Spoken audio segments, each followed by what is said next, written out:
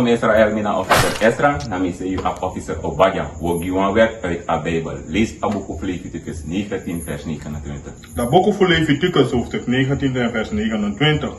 Bori u uman pikin fugi hem abra leki wan huru uman. Zodat hij de heri kondre no sa kom furu nanga huru du. En da kondre kom furu nanga ogri du. Yes, if I give you uman pchi abra le kon huru uman. Te ye meke ay meke TikTok of a kosi sa you eke amma e baigen. Yes, if ye meki uman pchi e werbelo short ye gen abra le kon huru uman.